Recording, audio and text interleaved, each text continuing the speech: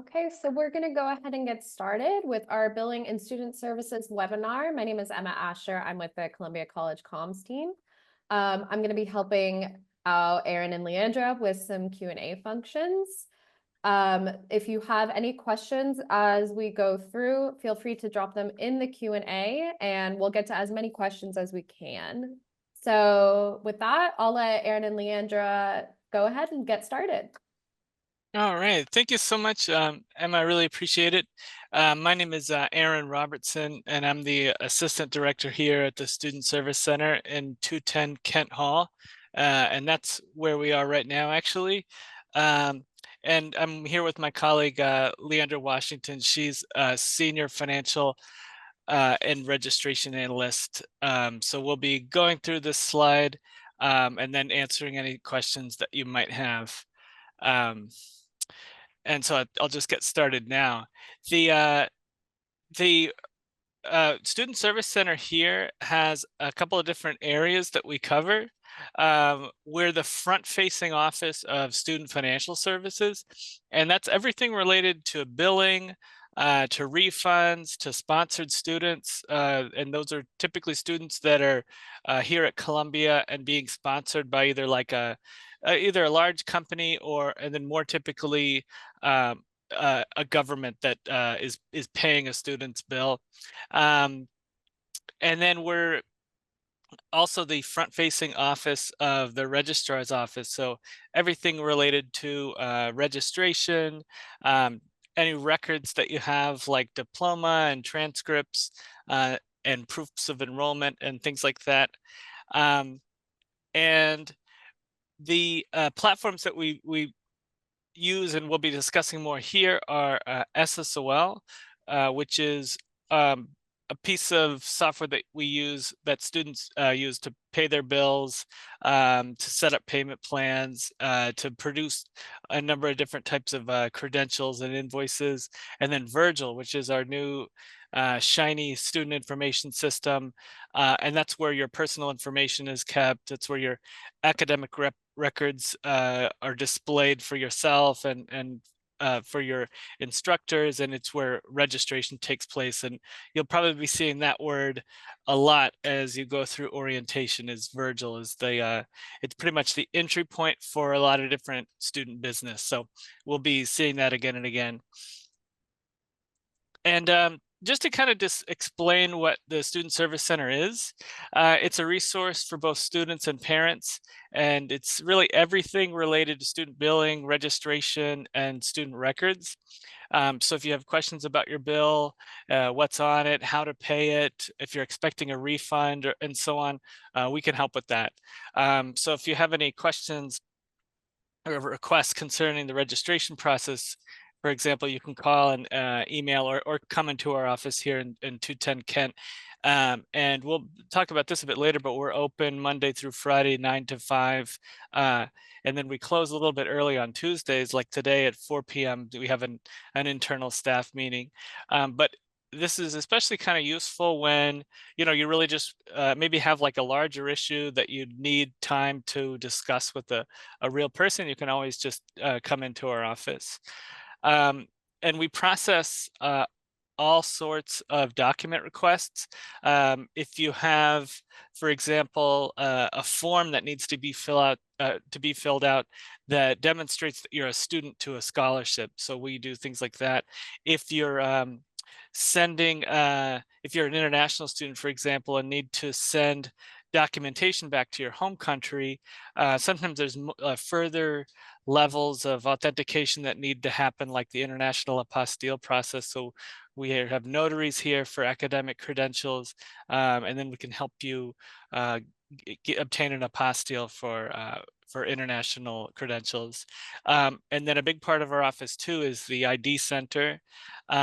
We produce and distribute IDs for the entire school, but the main reason that you'd come to the ID center here is if you've lost an ID and need to get it replaced, and we'll go over that a little bit more too. But that's kind of our broad business in a nutshell. And one thing I want to talk about a little bit in detail is, again, these ID cards, your school is going to be distributing your first ID. That's usually going to be given to you at orientation. Um, but I recommend everybody do their best to hold on to their ID, put it in your wallet along with your driver's license and credit cards and everything, because if you lose it, it's a $20 replacement fee if it's, if it's lost or stolen or anything like that. So definitely hang on to it. But if you lose it, we have our ID centers open Monday through Friday, 9 to 5, and we have 4 ID printers that are pretty much going around the clock around this time of year. And I'm very thankful for the noise canceling on Zoom, because you would probably be hearing all 4 of our printers right now if it weren't for that. Yeah, I'm battling with the noise right now, but just again to reiterate what you said before, we are open Monday, Wednesday, Thursday, Friday from 9 to 5, and Tuesdays we close at 4, and ID card services are no longer available after 4. Yeah, that's right. And so, yeah, it's usually will be pretty obvious when you come to our door if it's either open or closed, but we do our best to try to get everyone's IDs replaced during our business hours. So again, you're probably going to be hearing more and more about Virgil as you go to your orientation events and get emails from us. But the university launched the first phase of a new system, student information system, in April 2023. And Virgil is eventually going to house all student and registration and account and billing information. But right now, billing still resides in our SSOL platform. You don't really have to remember that. I think the main thing is that you'll be going to Virgil to conduct most of your business. If you're selecting an option like paying your bill that requires you to open up a different platform, Virgil will do that automatically. So when you're first logging into Virgil and trying to pay your tuition, it'll open up SSOL automatically. So just to keep that in mind. And I think now we'll go over the billing statements that you get. Students are billed every month at Columbia, which can sometimes this can be a little bit confusing for people who get their first statement, pay it, and you kind of think you're done.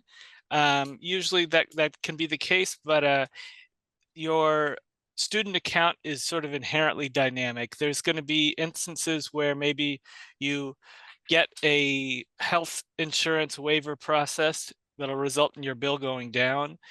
Then you'll have sometimes you'll be charged for health insurance at a certain time of the year, or you'll add a class beyond the amount that a student typically takes, and those can cause your bill to go up. So it's one thing you'll hear again in this presentation and elsewhere is just to check your student account often and just make sure that you're not missing anything. And of course, like, our contact information is going to be at the end of this presentation. So if you have any questions that we don't answer here, particularly, you can always reach out to us, or if you're a student, you can come by and talk to one of us in person. But here's an example of the billing statements that are produced on a monthly basis.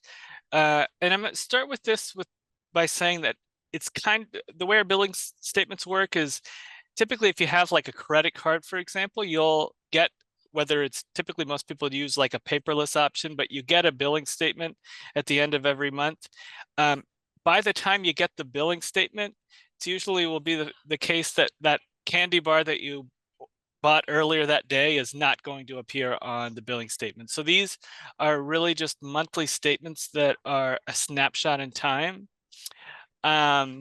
And they are sent to a student's university email address, or if you're a authorized payer, which we'll talk about here in a bit, you'll get those on a monthly basis as well.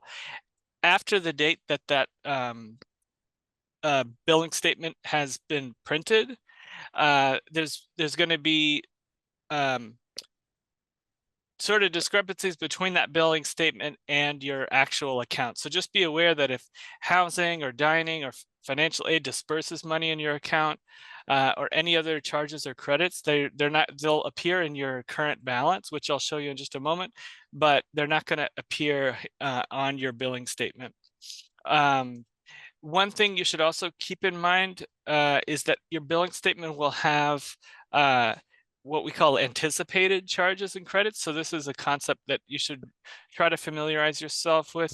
At the beginning of each term, you might have filled out FAFSA and you have a certain amount of aid that's going to be dispersed, but it hasn't hit your account yet. And that will appear as anticipated credits. So if we take a look at this example here, this student has their bill and a number of charges appear here, like they have their student life fee, they have their anticipated tuition and everything, but they haven't been charged yet.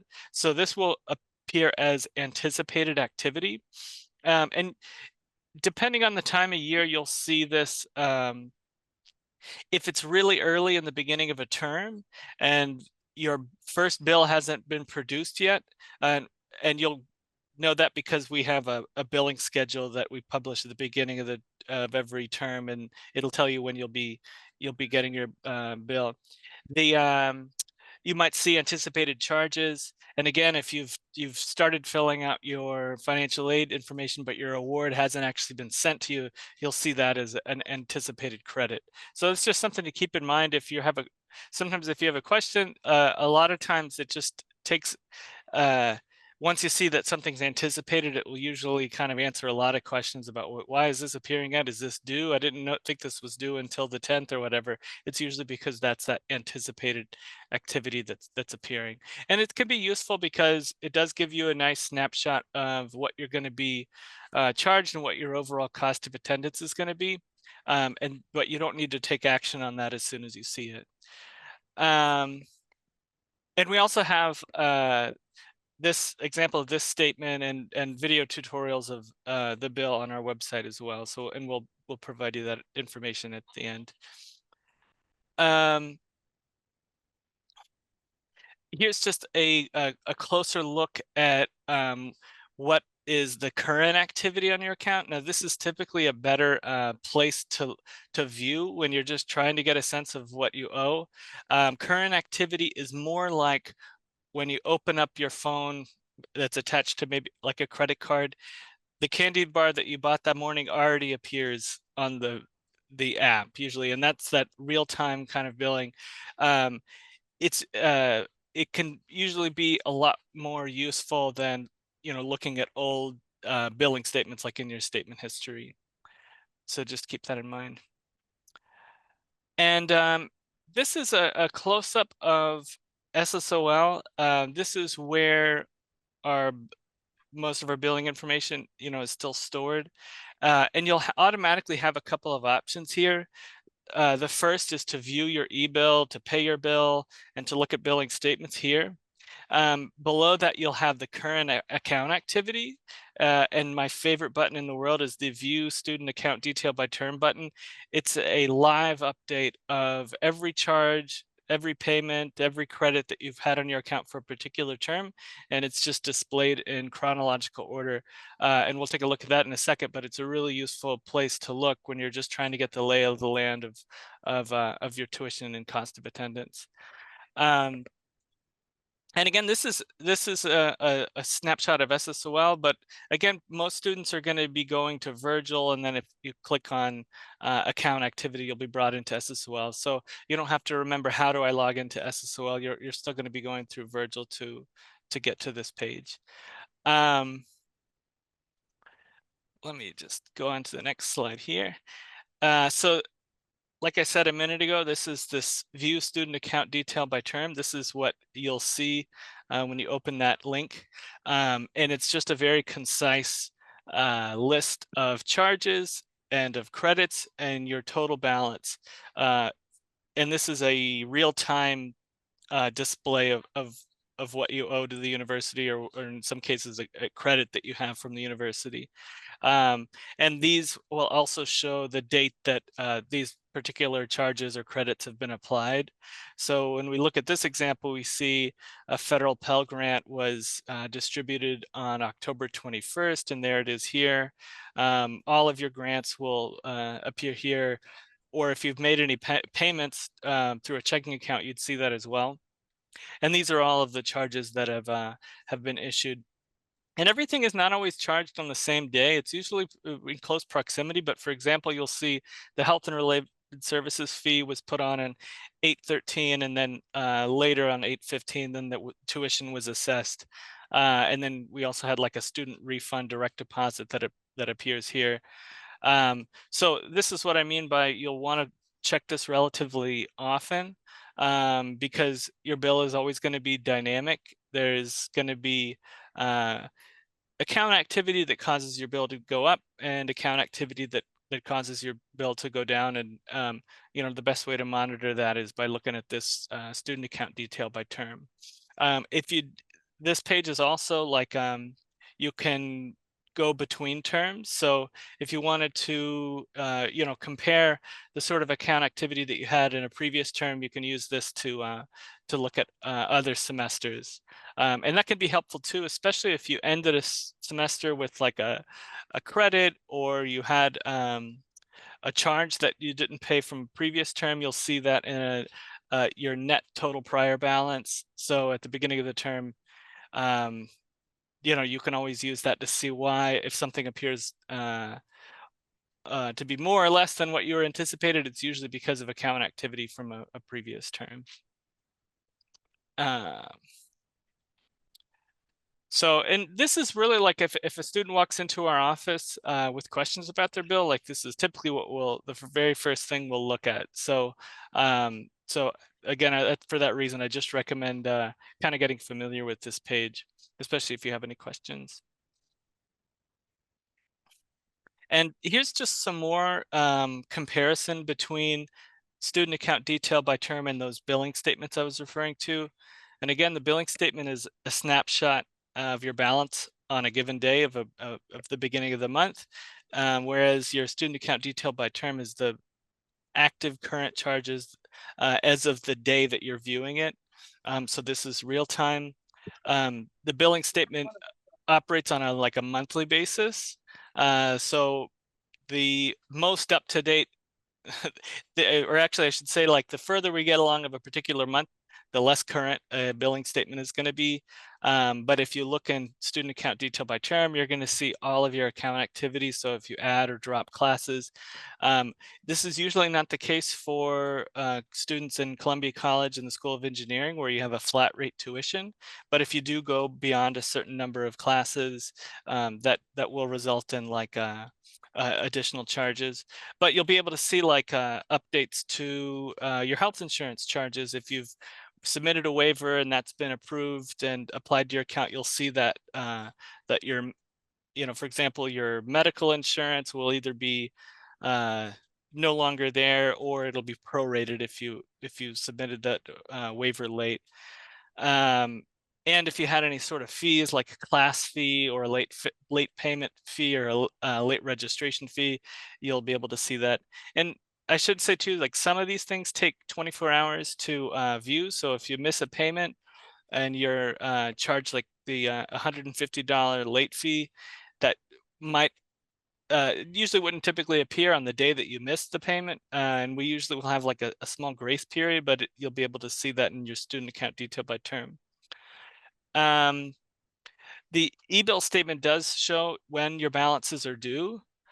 So you'll have a statement balance that's due every month. In student account detailed by term, this reflects your up-to-date balance, but it doesn't necessarily show the due date. So there's a couple different ways you can view your due date. It's always going to appear on your statement balance that you get every month. But we also have posted on our website the billing schedule, and that includes the day that bills are produced and the when they're going to be due. Do you have anything to add to this, Leandra? No, just, I mean, the most basic way to think of it, for example, for when I first started, the most basic way for me to understand the difference between the two was the e-bill is a PDF, it doesn't change. And your view student account detail by term and SSOL is updated every 24 hours. So if I make a change today, I'll be able to see that change tomorrow. Whereas Yeah. the PDF is going to stay the PDF. The PDF. Yeah, absolutely. And it's kind of like, yeah, that's the Chase thing that I get in my inbox every month that I've hardly ever look at. It's usually I go to the website and view things that are happening in time. Okay, so one thing I want to talk about too is credit balances. So every once in a while you'll have a credit on your account that's due to overpayment. So either, sometimes you'll have a direct payment online or in person that you made, but since then, you've had an insurance waiver that was processed, or maybe you were taking classes above the cap and now you're back below where the normal amount of credits that a student takes. That will result in a positive balance being applied to your account. Sometimes that can also be due to like financial aid being dispersed. If you get financial aid beyond your cost of attendance, that'll obviously appear on your account as a credit. And sometimes you'll even get a deposit payment for a semester that's upcoming. So if you haven't been charged tuition yet, but your aid, for example, for spring 2026 is already deposited, that'll result in a positive payment on your account. Less common, you'll have a third party payer, and if that country sent your tuition money early, it'll create a positive balance on your account. So one thing to not confuse though is that, again, those anticipated credits that I was discussing early can make the appearance sometimes that you have a credit on your account. So if you have a whole lot of aid that's already been calculated and ready to go for the spring, it will appear on your bill before you've been charged tuition. That'll look like a credit, and you'll think, oh my gosh, there's a credit of $15,000 here or something like that. Always just make sure that that credit you're seeing is not anticipated. If it's an anticipated credit, that's just merely a reflection of your financial aid being processed, and it's not available for you to, for example, like refund into a personal bank account. That money isn't there yet. But that brings us to the topic of refunds. And refunds are dispersed according to your school's schedule. So you can find more information about refund scheduling on the SFS website. That'll be on our next slide. But to set up a refund, you can go to the refund page in SSOL and follow the instructions there. But yeah, the menu option is the refund schedule, and it illustrates when refunds will begin to process for a specific school. So there's a few schools that don't participate in these type of refunds. Non-participating schools are those where you have to submit your refund request through the school, and that'll typically be through the financial aid office. And that link is provided on our SFS website, which we'll go over soon. And refunds are only dispersed when your funds have actually arrived and posted to your account. So again, not to be confused with anticipated funds. And you'll receive a refund when your payments exceed whatever balance you owed. If you're enrolled in a payment plan, which we'll discuss in a bit here, you should expect to receive a credit after your payment plan has concluded. So if you have a credit on your account, but you're still in the process of paying using a payment plan, it won't be until that plan is finished that you'll be eligible to get a refund. Also, Mhm. just to add, if you have credits in your account and you're not interested in necessarily withdrawing that money right away, you can leave them where they are and use it towards your next credit, or excuse me, next statement as a credit. Yeah. And so, yeah, that's a great point, because a lot of people have no interest in pulling money off of their student account because that's going to be used for, tuition down the road. So you can also just leave that on your account. And you also have the, when you go into your SSOL account, and if you do want to pull that money out, you have the option to transfer it via direct deposit to a US bank account, or you can request a physical paper check. Yeah. And that's like one of the first things I recommend doing as soon as you get access to, go into Virgil and to look at your accounts. There's an option there to set up direct deposit. So I recommend everyone do that right away because it's the fastest way for the university to give you money. Alternatively, it's checks that are mailed to your local address, and that can certainly take time. And I think too, like this will be most important at the end of the academic years, or when you're graduating, because your current address might not be evergreen. So if you have a local address that's that you're going to be moving from, you certainly don't want checks to be sent there, because it can take time to stop the check and then reissue as a direct deposit. It's a pretty time-consuming process. Okay. Now, this is an important topic here, is creating an authorized payer. An authorized payer is anytime that an individual that's not yourself is paying your bill. And typically this is going to be like a parent or a family member. And to set up an authorized payer, you can log into SSOL. Under account detail and e-billing, there'll be a section called view e-bill and pay by e-check, payment plan or wire, and among those options are adding an authorized payer. And it's fairly straightforward to set up an authorized payer. It'll create a username and a temporary password for that person, and it'll be sent to their email address, and then they can use that to view a bill, to view current activity, and to make payments. One thing to keep in mind, and I didn't realize how prevalent this was, is was if you have if you're an authorized payer for multiple Columbia students, so typically like a siblings attending Columbia, you will have 2 logins for each student. So in those cases, I would recommend having child A and child B, or person A and person B, as a login, because we can't connect multiple students to a single authorized payer. You'll just have to use 2 sets of login, and that is always going to be initiated by the student. So both students should go into SSOL and create an authorized payer and send you the login information and go from there. If you lose your login information, like your password and your username, the student will then have to go in and delete the authorized payer and create a new one. And then you'll have a new login and a new password.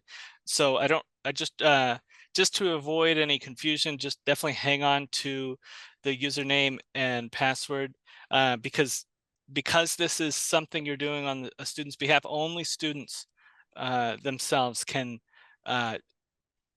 delete a authorized pair and re-add a new one for the purposes of updating a password. So it usually requires a little bit of legwork and communication with the student to get that accomplished. So just keep that in mind. And one authorized payer can have multiple students, Right. but one student can have multiple authorized payers. Oh, So yeah, if you're that's a good point. if your mom and dad, Take aunt, turns, uncle, for cousin, example. whoever, yeah, if they take turns paying each bill, the only issue is if you're, for example, on the payment plan, it comes out of one account automatically, so the other authorized payer will have to log in and take ownership of that next payment. Right. And if this probably seems like a lot to remember, if you are one of these people that you're on a payment plan and your grandpa and aunt and stepbrother and cousin are paying your tuition, you can just come here and we'll walk you through it too. So so you don't have to memorize all of these steps. And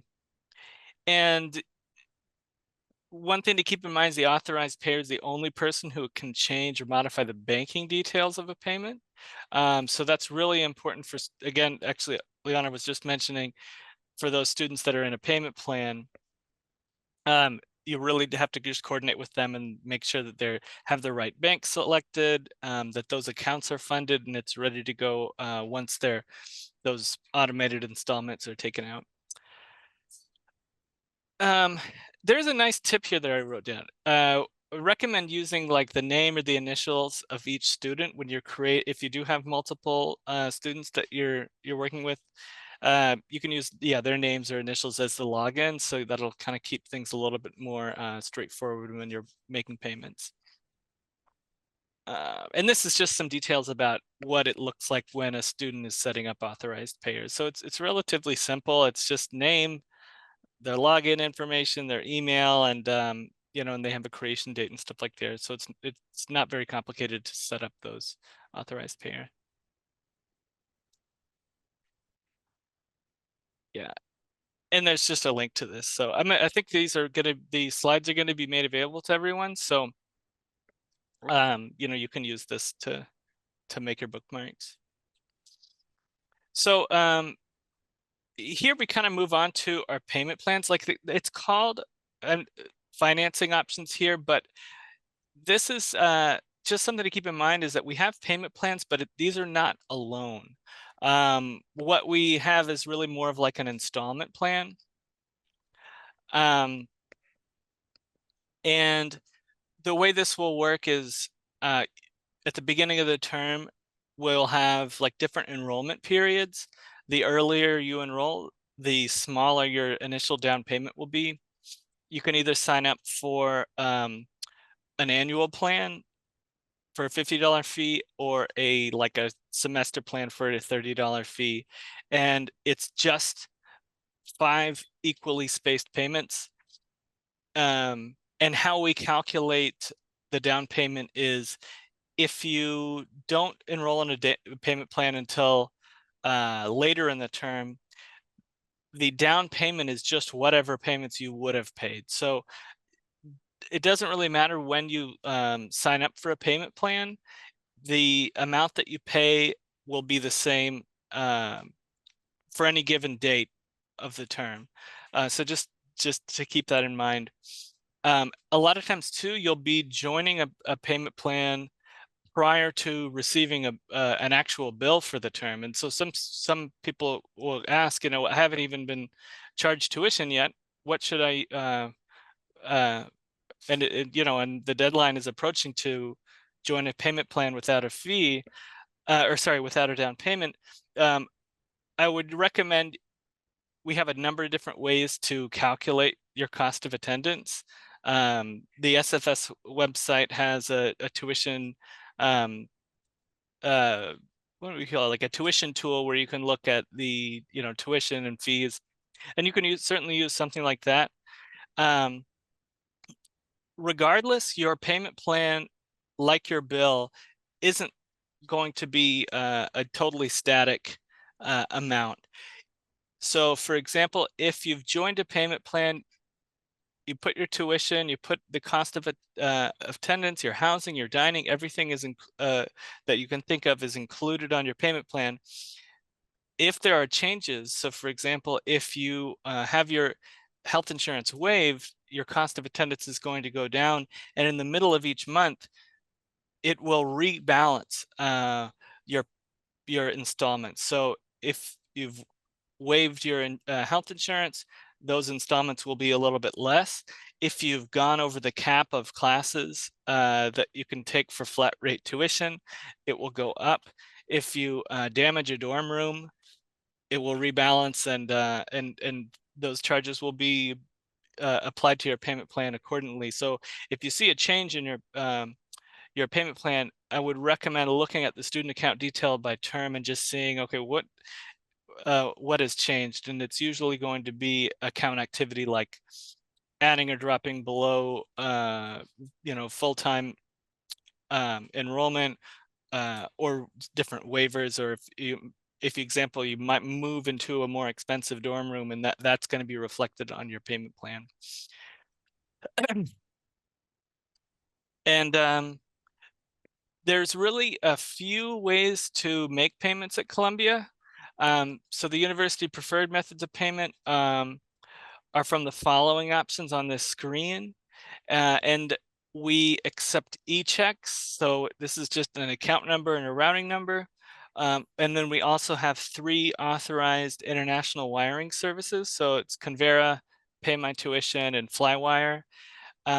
If you have a wiring service that you would like to use that doesn't appear here, chances are, I mean, that's not one of the ones that we actively use. So these are the options that we have among these three for international wiring services. So so just keep that in mind. And you Mhm. can also come in with a physical check or money order straight to our office. Right. And yeah, again, you can definitely just come to 210 Kent Hall with a checkbook and pay your tuition that way too.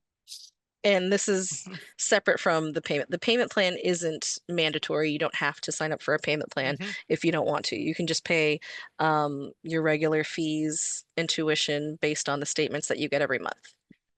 Okay, and there is some eligibility I'd like to talk about for like paying by check. You have to have a US bank account with a US address to pay by e-check or to enroll in a payment plan. You can't enroll in a payment plan with an international bank account or a wiring service. To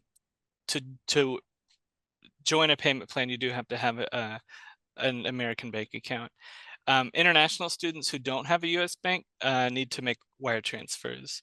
And again, we have three options that we talk about here. And one thing we do get this question occasionally, do we accept credit cards? And we don't accept credit cards for tuition and fees.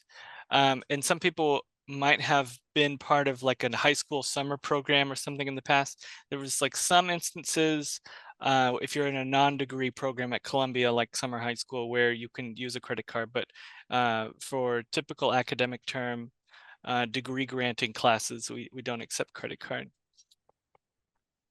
And if you're on a payment plan, just know that these you'll have automatic deductions that are taken out of the account that's associated with the payment plan on the 5th or 6th of each month, and these dates can't be changed. So we can, in some instances, adjust the amount owed, and you can ask for us to cancel a particular plan, like if something came up and the account that you have connected to your payment plan isn't funded correctly or something like that, I would typically recommend you come to our office or call us so that we can do that in time.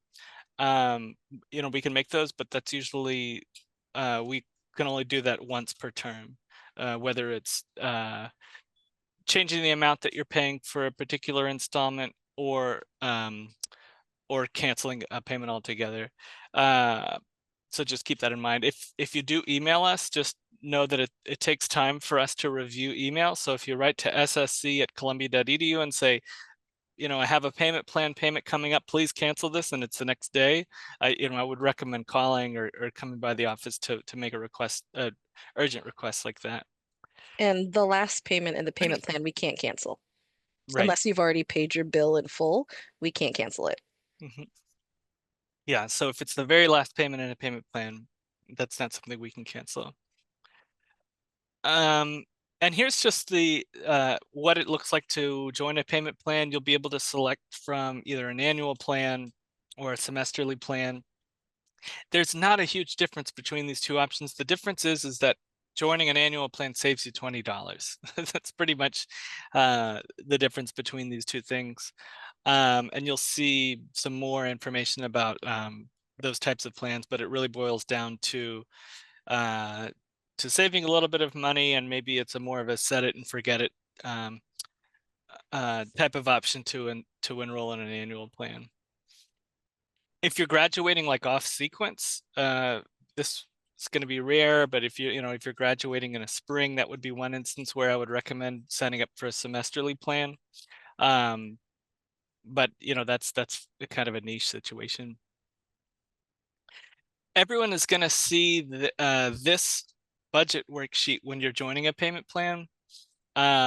Depending on the date that you use to enroll in a payment plan, you'll either see just 0 charges and 0 credits, which means that it's early enough in the academic term that you haven't been billed yet, you maybe not have even signed up for classes yet, and your financial aid certainly hasn't been deposited yet, this is an instance where you'll have to use your judgment to basically estimate your charges, and there's a number of ways to do that.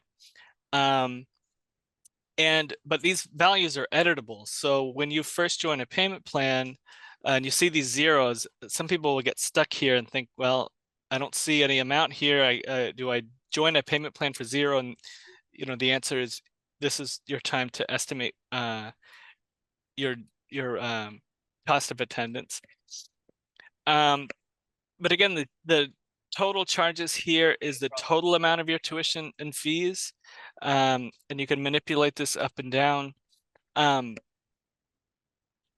Regardless, let's say that your estimate is off, it's either too high or too low. Again, that's going to rebalance in the beginning of every month or the middle of every month. So if you were off, it's going to rebalance in any case. And these editable fields are only editable for the first 2 months of a payment plan installment plan.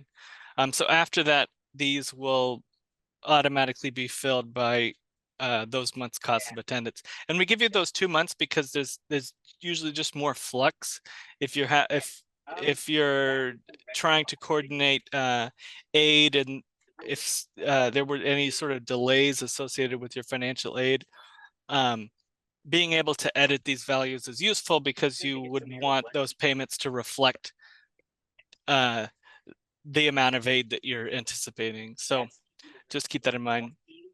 And also, again, you can use the tool on the SFS website to estimate what you think your tuition and fees might be. Yeah. And after you successfully enrolled in the plan, you'll receive like a confirmation message of enrollment, and you'll be able to view a breakdown of each monthly installment and the date. You can also verify enrollment by selecting the payment plan menu option in SSOL and review your plan then. If you don't receive an outline and a confirmation, you have not enrolled. You'll have to do a lot of clicking. It's like, okay, there's my accept, approve, accept, sign, accept. Some people will I assume walk away from their computer before that's completely done. So in some instances, people will think they've registered for a payment plan, but until you get that email confirmation, you haven't. So just make sure you click all the way through, because there's a lot of opportunities that it wants you to review and approve before you start. And again, as we mentioned earlier, only one authorized payer can be enrolled in a payment plan, in an individual student's payment plan, but multiple people can be set up as authorized payer to make individual payments. So if you have a payment plan and you have multiple payers, the student will have to update the payer on their payment plan on a monthly basis if it's changing every month. That's not super common arrangement though. So I'm not an expert about our health insurance here, but I'm going to do my best to cover this. I think there's other people that'll be speaking to you about your immunization compliance and your health insurance. So you'll be assessed several different fees on your account as it relates to university health, and most of them are mandatory and are associated with enrollment and are not waivable. So you'll see some people will submit a health insurance waiver, but they'll see that they were still charged like student health and related services fee. That is a separate fee that pays for an ambulance to be on campus and student counseling services and a number of things that are not related to health insurance. Health insurance can be waived if you have qualifying outside coverage, and the deadline for that is September 30th. So just keep that in mind. If you're planning on waiving Columbia's health insurance, you have to do that by September 30th. If you're late, we can still waive it on a prorated basis, but that's the date that you'll really want to have submitted your waiver. Some of the other fees that you'll see here, I just wanted to mention, is like a student activity fee and an orientation fee, and there's like you'll be charged one time for a document fee that's $150. That pays for your access for transcripts and proofs of enrollment for life. So unlike a lot of universities, Columbia just does not charge for transcripts and proofs of enrollment. But we do have that one-time fee at the beginning of a student's time at Columbia. Again, all students are required to have medical insurance coverage, and you'll be charged automatically in the university plan. The cost for an individual term is here. And then we also have an amount that will be charged for the fall term. And you'll notice these are fairly significantly different prices for the fall and the spring.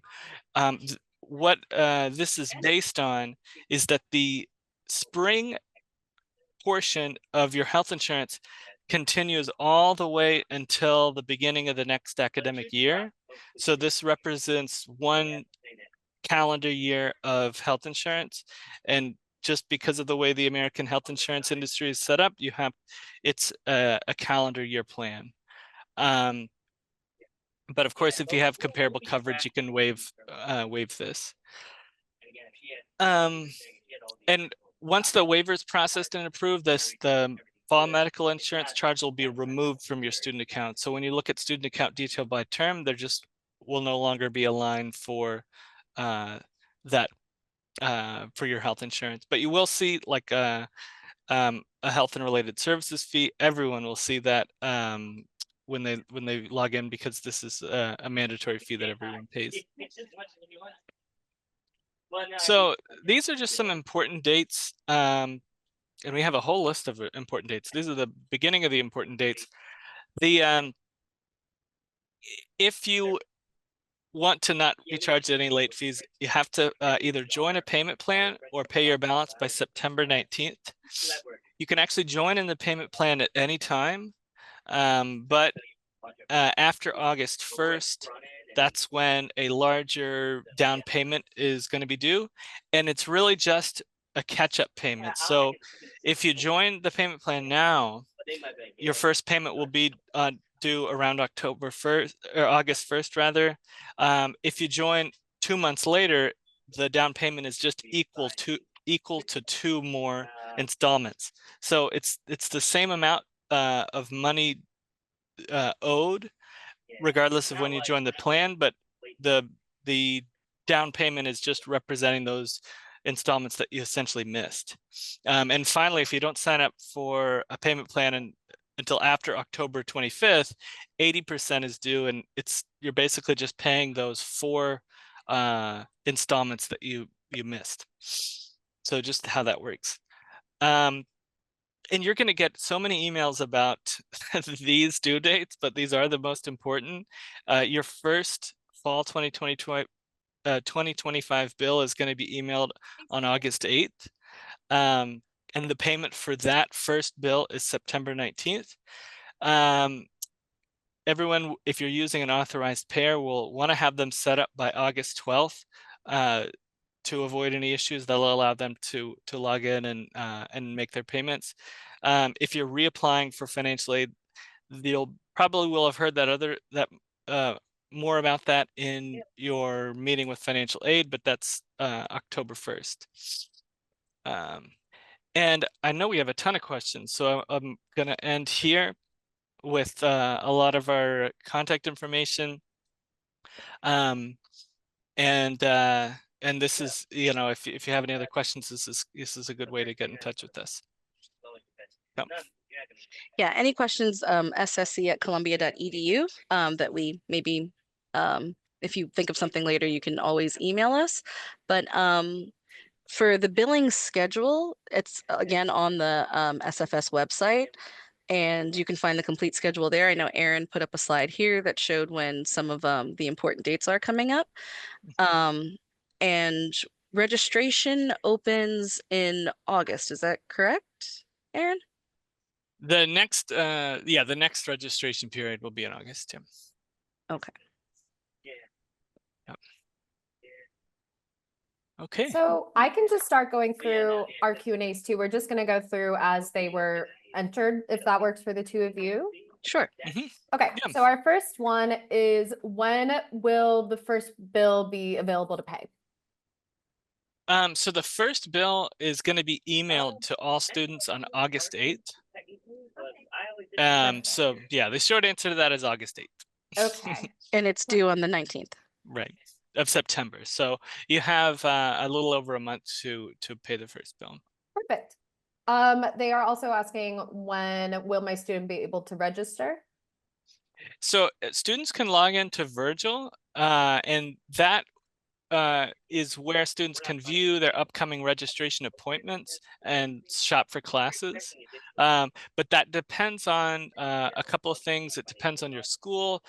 We use registration windows that are based on the school that a student is enrolled in and what class they're in. So students' registration dates will differ a little bit, but the day and the time is always available in Virgil. Yeah, but for them, it Mhm. starts August. Right. Uh, And then, oh, go ahead. And I was just going to pull up too. I can see. So in Virgil, there are a list of courses that you can see before to do a little research before you sign up for any of your courses. Perfect. I will jump that one. Let's see. Someone is asking, what do you mean you may take a class and the charge will go up? Is there a limit to Mhm. classes students can take that does not cause this charge? Yeah, so typically it's a bit of a process for engineering and Columbia College students to actually take courses beyond their limit. The limit, I believe, for Columbia College is 18, and the limit for C students is 21. And it requires advisor approval to take that many classes. So students are typically, undergraduate students are, they pay a flat rate tuition. But if you're taking a ton of classes beyond what the university advises, you'll have to reach out to your advisor, and they'll be discussing those billing implications to you too. But it's not frequent that students you would be you can't accidentally take too many classes at Columbia. And if you do go over your bill per point, and there's a fixed rate for the per point that your advisor will let you know what it is. Perfect. Someone is asking, can I receive the Bursar bill, which is BURSAR? So if I assume that would be maybe a parent asking that question. I believe so. Yeah, so if a parent wants to see a student's billing statement, they'd have to be added as an authorized payer for that student, and you'll get it automatically at the beginning of each month. Perfect. Iris is asking, will we receive the health and insurance bill in our first e-bill? I believe the fee for health and related services on there, the insurance might not be on there right away. It might be on the second. Aaron, I'm not sure if it's on the first or the second, but I definitely know that the health and related services should be on there. Yeah, so it depends on you can always view, like, so for example, in that if you just go to tuition.sfs.columbia.edu, like our just regular tuition site, you could see the cost of a health insurance for a particular term. But when those appear on student bills, it depends on there's just a few factors that depends on. Like So when you sign up. Yeah, I can't. Yeah, exactly. When you sign up, if you haven't signed up for classes yet, that's not going to appear for some students. So it depends on whether that's going to be on your first or second bill, but it should be. I'll say that. I will also say we have some people raising their hands. Please just enter your question in the Q&A for that part. Jeff is asking, are monthly billing statements sent out over 9 months or 12 months? So we have just a regular billing schedule. You can see exactly when these will be emailed to students. So for fall, there's going to be 4 billing statements. So these follow kind of an academic calendar. And then for the spring, there's going to be 6 billing statements. The spring term is a little bit longer in general always than the fall term. So Perfect. Hyann is asking, I'm a parent of an incoming freshman. I'm a bit confused as why there is a recurring monthly bill if all the tuition and all related fee are paid in full at the beginning of the semester. yeah, that's a super common question. So the answer to that is there can be account activity throughout the term. So for example, as we discussed earlier, if you're like, for example, if you submit a health insurance waiver late, you know, that you'll ultimately be waived either completely or on a prorated basis, but that is not going to appear on your bill until that is processed. So that would be an example of an account change that would result, in a difference between your cost. It would result in a change to your cost of attendance. In this case, it would be going down. If a student decides they really need to take more courses than what their tuition covers, and they do that in the later part of the first month of classes, that would result in their bill going up. If they damage a dorm room or move into a more expensive dorm room, those are just, I've only seen this once, by the way, where someone damages a dorm, or you lose an ID and you charge it the $20 fee to your student account. Those are things that could result in changes to your cost of attendance. So, I mean, there's, and then another example would be if a student signs up for a particular meal plan, and a month in they decide they want a different meal plan that's more expensive, that would be something that would cause a change in their cost of attendance. So it's a number of things, and for that reason we produce a monthly billing statement. Perfect. Ariana is asking, is your parent contribution amount split up in monthly payments as well? It depends. So if that sounds like you're anticipating a certain amount of financial aid, and a parent is going to be covering the remainder. It would be split up if that parent joins a payment plan. So again, if you don't join a payment plan, you just simply pay your bill as they're generated. But if you're part of a payment plan, you can choose to have that those balances divided into 5 payments, and they will be deducted from a particular bank account on a monthly basis. And again, if there's any account activity that causes a change, those will rebalance in the middle of each month. Awesome. I'm going to jump a little bit. We have a few parents asking about 529 accounts specifically. If you want to talk about that a little bit, I can find some specific questions we had about it. So, so typically there's a couple of different ways that 529 accounts are used to pay tuition and fees. It depends on the 529 account administrator. So in some cases, you'll have an account and a routing number, just like a regular bank account, and you will plug those values into a payment profile when you pay your tuition. I think that can change a little bit based on what are the policies of a particular 529 account. Sometimes they just want a billing address, and they send us, I just know, for example, they will sometimes prefer to send a paper checks. So we have that posted on our website of where to send a paper check. That is another way to pay your bill. If you're making payments by paper check, just make sure you do it with plenty of lead time, because it takes longer to process paper checks.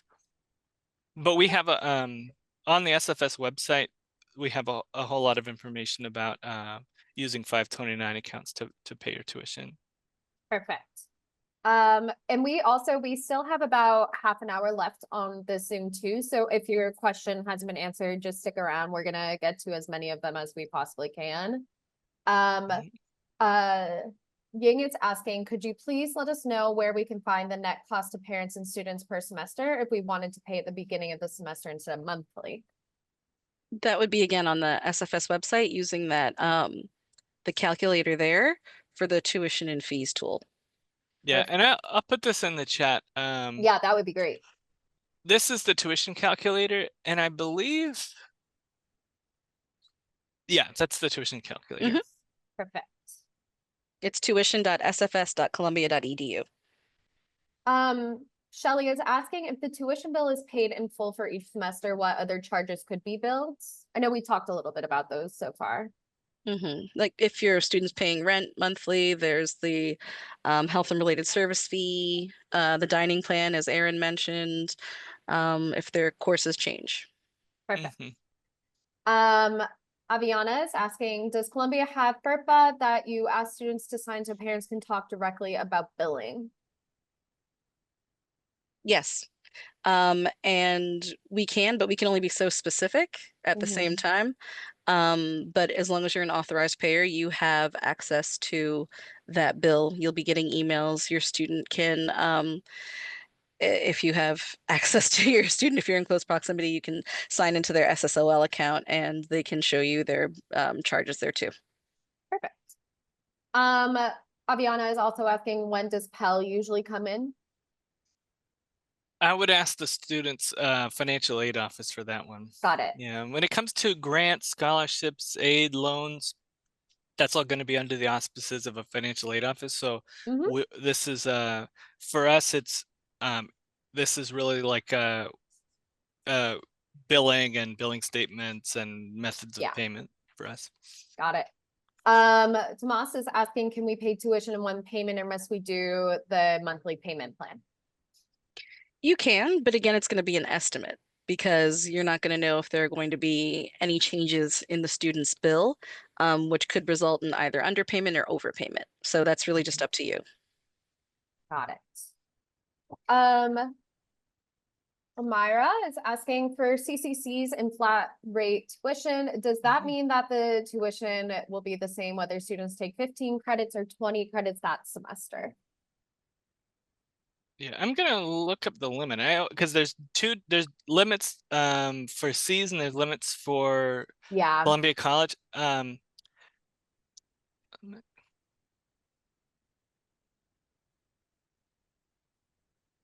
Here, while he's looking up this one, Leandra, if you want to answer, I have a question regarding the payment plan installments. Is it possible to split the required payment on a payment plan between two different authorized payers?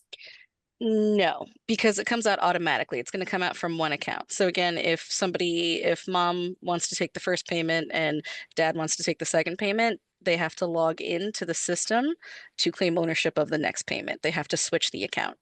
Okay. And and just to go back about like flat rate tuition. So for Columbia College students, they can take up to 18 credits, and for C students, engineering students can take up to 21. And so usually it's kind of a big to do. If you want to go beyond that, it's you'll kind of have to discuss that with your academic advisor to make sure that that's appropriate. So but those are the limits that you'll be looking at. And again, it's just generally uncommon to take above those course loads, Perfect. especially in the first Yes, semester. I would second that. Mhm. Aviana is asking, can refunds be sent to the parents' bank account? Yes. When you sign up for direct deposit, you can put in that information in SSOL and have the refund be sent back to that account. Yeah, you can put any American bank account in the direct deposit field in SSOL. Perfect. How many authorized payers can one student have set up? Several. Yeah, Okay. I've never seen a Several. maximum. Awesome. Ken is asking if one has a scholarship from a third-party foundation, will the foundation be considered an authorized payer, or is authorized payer only for individuals separate from the student? So technically yes, but that goes through a different department. That's through our sponsored billing department. They you would have to contact sponsored billing, and there's a form you have to fill out to get your third party approved to pay your tuition and fees. Yeah, and it depends. It's also kind of depends. I would recommend that the student bring this up with their financial aid office, because it sometimes what's being described here, it can be, the difference would be is if it's like the Elks or the Knights of Columbus and they're giving you $500 towards your tuition, that would be handled differently depending on how they want to pay, which sometimes they just want to submit a check with the student's information on it and we apply that to their account. If it's the German Ministry of Education and they're paying for the entire tuition, that would certainly be like a sponsored billing situation where you would want to, there's like a form that you fill out in SSOL, and the I could actually show that really quick because I think, may I still share my screen? I believe you should be able to, yeah. Okay, great. I just wanted to show quickly like what the type of, just because I think some people are probably wondering like, are we sponsored? Is this what it would look like? Let me show. I also don't want to bring up any student details. 1 second. So in terms of authorized payers, for the payment plan or just to pay, that's in Quick Pay. So SSOL is going to redirect you to Quick Pay. It's not in Virgil. Yeah. Let's see. Have students already received information to Virgil SSOL? They have, correct? Yes. Mhm. Okay, perfect. Do either of you have the link readily available to add an authorized payer? So the student, it sends the link to the parent or the person who's going to be the authorized payer. When they log into SSOL, it redirects you to the website called Quick Pay, and that's when you'll follow the directions there, and they'll be able to set them up. And I added the instructions and some more detail about authorized payer in the chat. Awesome. Let's see. Can you put a down payment and then divide the remaining balance in payments? Yes, that's what happens with the payment plan. You put your Got it. down payment, and then everything else Right. balances out. And that's right. Even that's kind of like what you're doing in any case, because when you sign up for a payment plan and you're doing it early, like you want to make sure there's no mandatory down payment, you're still going to have to do a little bit of estimate there. And if you do have a certain amount of money that you just want to put towards tuition and then see how the rest of it shakes out, is you can, when you're setting up a payment plan, put the charges that you'd like to pay and start the payment plan. And when it rebalances in the middle of the month, that's going to be your remainder, the remainder of your cost of attendance divided by 5. So perfect. Let's see. If you want to just pay for each semester in one payment, does that require signing up for a plan? No, you don't have to sign up for a payment plan. You're just going to follow the date that's written on the statement that's given to you. Easy, perfect. We talked about more standard classes already. Let's see, what is the difference between annual and term plans aside from the fee cost for each?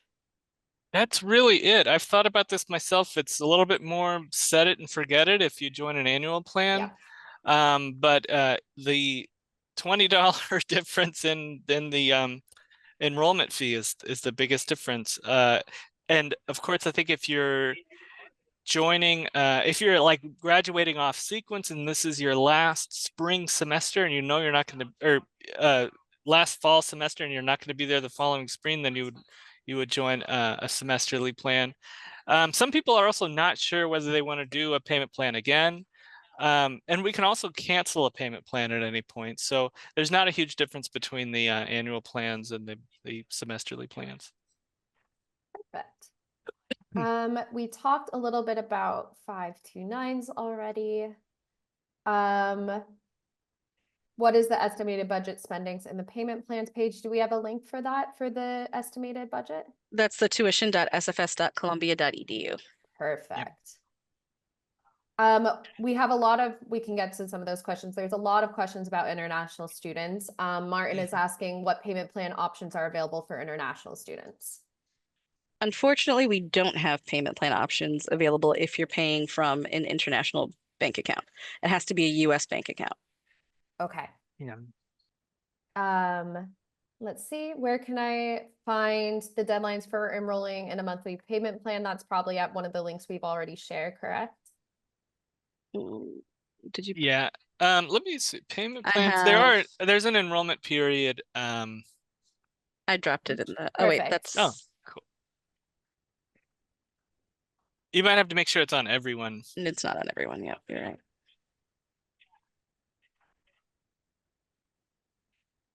Okay. There we go.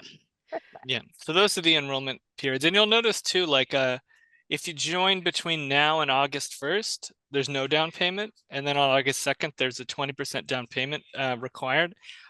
Just to be clear, all that's doing is you're making up for that missed installment. So there's not any the people who joined a payment plan early and the people that joined 2 months in on a particular day of the month, they will have paid the same amount. So it's not a big difference between Yeah. the enrollment periods. Do we have a website available for our international students? Kind of wondering about third parties and things like that. Mhm. Okay.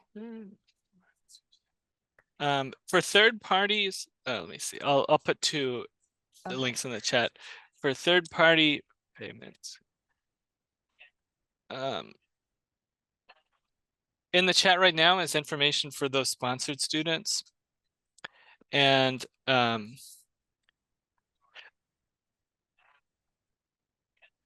for paying by international wire transfer, that's in the chat now.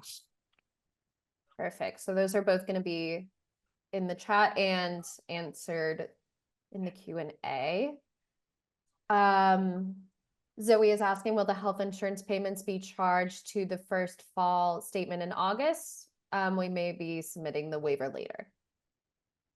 That's right. So it'll be charged. And then if you're anticipating, submitting a waiver later in that term, you'll usually your health insurance will be prorated. So you'll see that total cost of your health insurance will go from like 1,900 to whatever it is based on the date that your waiver was approved. Perfect. Gandhi is asking, is there interest on the payment plan or other fees? Right. So that's why the payment plan is not a loan. There's no interest on the payment plan. There's just that initial $30 fee for a single semester and $50 fee for an academic year. But yeah, there's no interest because it's not a loan. It's just an installment plan. Perfect. A specific question about the budget worksheet for a payment plan is charges the total or total cost minus financial aid? The charge is the total, and there's a separate field for credits. So you would want to put your cost of tuition in the charges, and then you would want to put anticipated aid typically in the credits, and that would give you the the amount owed divided by 5, or divided by whatever amount at the time that you enroll in the payment plan. Perfect. We have the international questions. When are we supposed to register for a payment plan? So you yeah, that's entirely dependent upon you. So if you are ready to sign up when the payment plan opens, you're more than welcome to do that in August. I'm sorry, does that start in August? It's you can do it. term. Yeah, you can do it by Up August until 1st. August. Yeah, up Yeah. until August 1st. So anywhere between now and August 1st, you're more than welcome to sign up for that. And then you'll be enrolled in the 5 pay.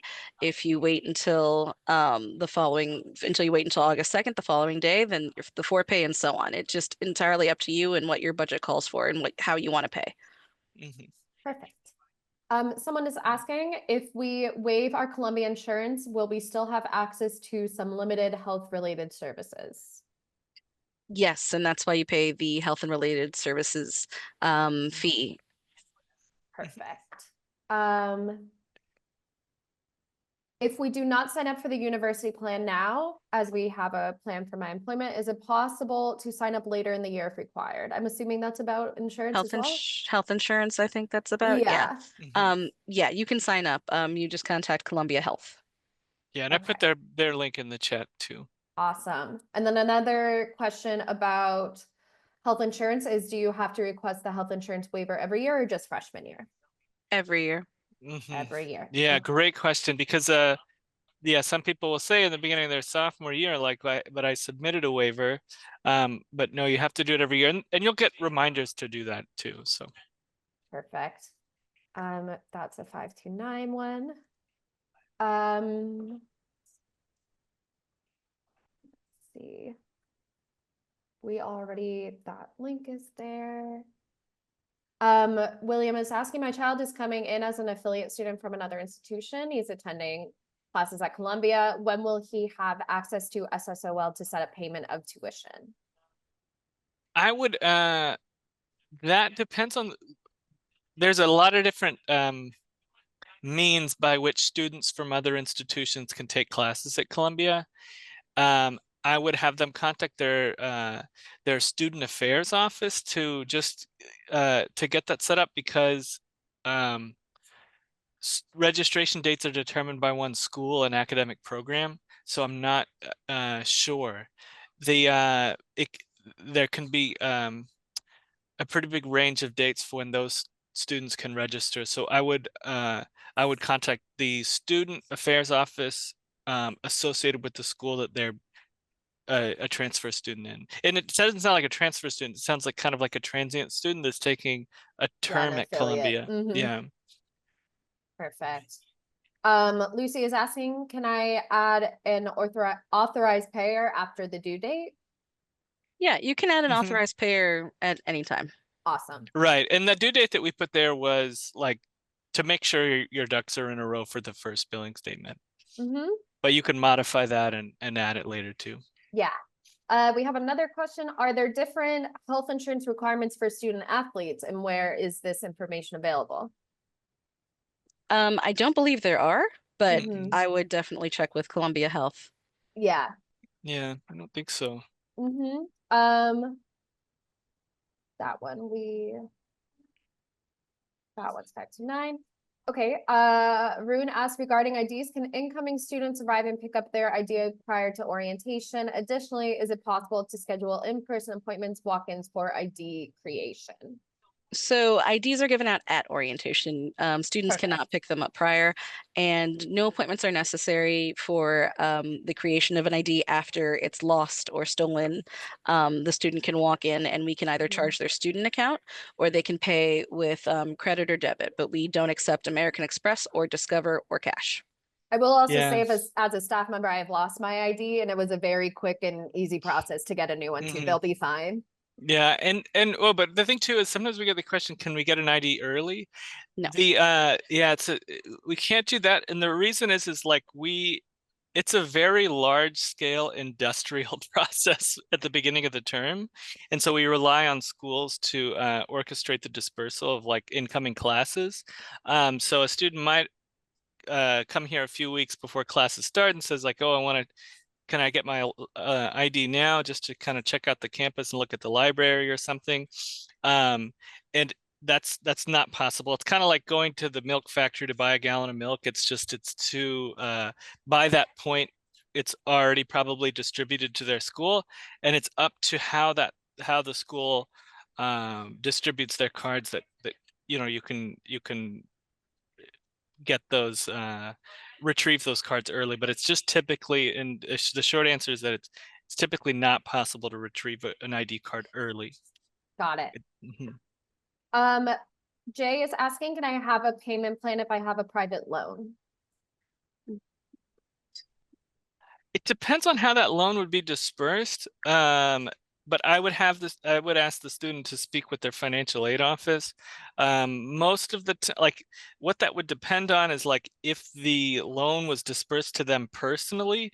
In most cases, loan of financial aid loans aren't dispersed that way. They're given to the institution. So I don't think that's possible, but I would have them check with their financial aid office and look at the terms of that loan. Yeah. Penelope is asking, will advisors be assigned and when will we be notified? That's not going to happen, I don't think, until after orientation, when Mhm. students are able to sign up for their courses. Yeah. Mhm. We have a few people asking when students sign up for classes and if that is during orientation week. Yeah, it's after orientation. Got it. Mhm. Perfect.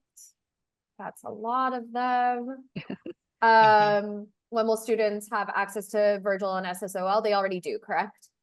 Yes. Yeah, if they've activated their uni, yeah, they do. Okay. That one's also about classes. Got it. Sorry, there's just a few duplicates. That's okay. We also still have about 8 minutes, so we're gonna power through the last ones. Sure. That one we could do. What other ways can you accept employer tuition benefits? My employer usually asks us to use a credit card. I would ask the employer what other options there are. Yeah, we do that. Credit card is not a approved form of payment. Let's see. How can I use the awarded grants to pay for non-billable expenses in the COA? Cost of attendance? And so what's the full question? How can I use the awarded grants to pay for non-billable expenses in the COA? I would assume that's like food and textbooks and stuff. I would the students should probably ask their financial aid office. Yeah. Yeah. Okay. Does the parent or student join the payment plan? We talked about that.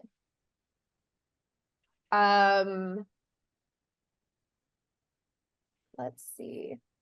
Another 5291, lots of 5291s.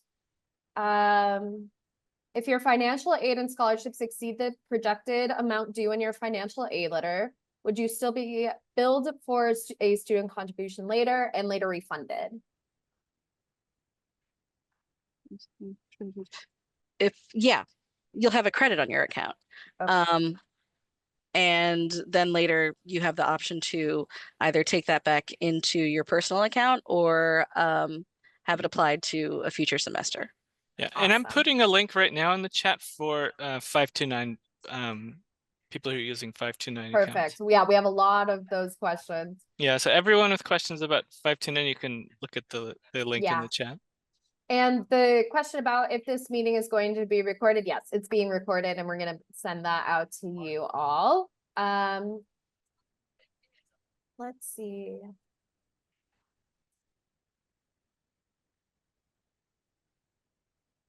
How often can we change the direct deposit account? Direct payment. So if you and somebody else are taking turns, I'm sorry, direct payment account. If you and somebody else are taking turns making the payment, you can do it every time the payment's due. Okay. You just have to make sure that you're doing it in enough time ahead of time before the payment is automatically withdrawn. Right. So for a payment plan, that's the one that's going to be a little bit more hands-on when it comes to switching back and forth between payers. If it's just for paying tuition, the student can select between payment profiles when they make payments. So they can always just select which account they're using to make a payment. I think, and a lot of times like that, it'll become more apparent when you log into SSOL to pay your bill. Like, Joshua is asking if the ID is lost after hours, how can I access my dorm room? So- Your RA, public safety. yeah, for student housing, they have like 24 hours a day. There's a that office has the ability to generate these kind of like temporary cards. Yeah. So for housing, that's not an issue. It's yeah. But then the next morning, before classes, you could come here and get your regular ID replaced. That'll let you into academic buildings and your dining plan and stuff like that. Let's see. I haven't received housing yet. I wanted to ask, is housing costs a flat rate regardless of your dorm, or your housing costs based on the dorm you were assigned to? Housing cost is going to depend. Are you in a double? Are you in a single? Okay, so it is and gonna be then independent, yeah. yeah, and then it's I- billed the same every month. Yeah, and I put the housing website too, like in the link. Perfect. This has information about first year check-in and transferring between places and combined plans and exchange check-in. There's a whole lot of minutia on housing. Let's see. We have a few about if students have access to services on campus if they don't have health insurance, and that is true. They do have. They do. They Yeah, do. and I think even so, like, we have basically like an urgent care on campus. Yeah. If you have outside health insurance, I'm pretty sure, I mean, the criteria that we're looking for a waiver would be, can you use the services that we have on campus? So yeah, Perfect. that's not just for students that are in the Columbia Health Insurance. And do we have a website where we can see what insurance Columbia helps or accepts? We had some people asking about Blue Shield and things like that. Yeah. Let me just check this out. I just know it has to be comparable to what Columbia offers. Yeah. There's an eligibility checklist. And I'll put that in the chat. I want to make sure it loads correctly. Yeah. We'll also say we only have about a minute left, and we still have about 50 questions. So if you want to put up your contact slide again and everybody can get the two of your information, we're going to have to sadly wrap this up. I'm sorry if we didn't get to your question. We just had so many, but oh yeah, that's okay. Yeah, and Aaron and Leandra will have their contacts up, so you can feel free to contact them. There's a lot of links and things that can be helpful. And again, this webinar is going to be sent out to everybody as it was recorded. So Aaron and Leandra, I'll let you two sign off. Okay, Yeah. Thank you so much. Have a great day. Yeah. All right. Thanks, guys. Thanks, Bye-bye. everybody. Bye-bye. Welcome.